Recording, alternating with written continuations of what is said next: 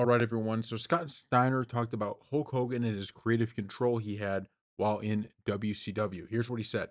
As soon as I got turned into a bad guy, my very next match was against Lex Luger, and I lost, which was so disappointing to me, because there's always a fear of when they turn you either babyface or heel, that's one way they can bury you. They say, "Oh shit, you see, he wasn't any good." But come to find out, that was Hogan's call. Yeah, that MFer. And the only reason I knew that is because Sting was in the room and he told me that it was his Hogan's talking about Hogan, not Sting, Hogan's call. It was like, wait a second, he had creative control, but the creative control wasn't just for him. He controlled everything on the show.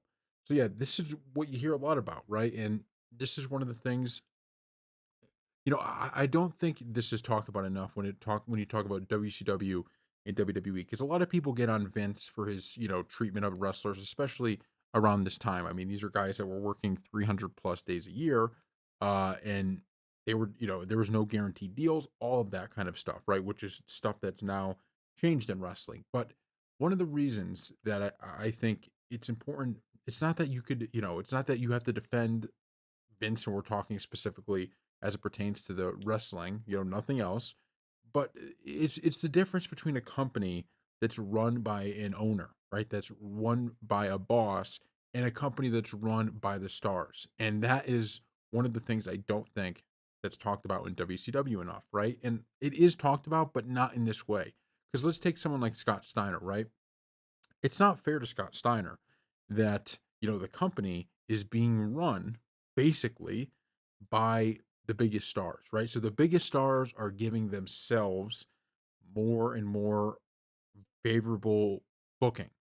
And everybody else, they're not getting quite as favorable booking. Like, so when you talk about, okay, oh, well, I don't like the boss, I don't like this, I understand why, people don't like the boss in certain situations, and it makes sense to me.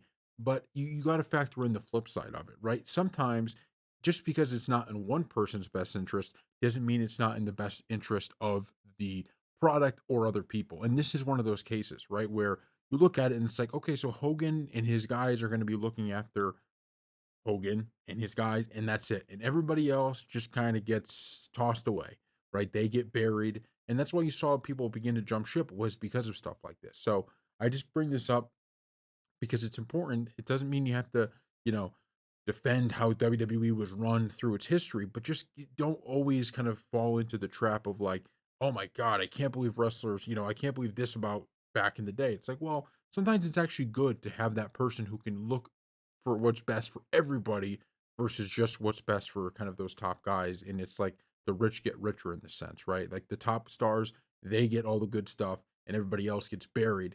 That's basically what was going on at the tail end of WCW. And I'm not blaming Bischoff for it. I think it was really, it's one of those things where you kind of sign away to compete, right? You're like, okay, we're going to give these guaranteed deals. We're going to give away creative control because it's the only way you're going to get them there. And then trying to navigate that becomes virtually impossible. I think if Eric Bischoff had his way, he wouldn't have done that, but he had to do it. There was no other way to get these guys in there. So it's kind of like a deal with the devil in this sense, right? Like you figure I'm going to sign this away now, thinking I'll deal with the problem later, and he could just never get it under control.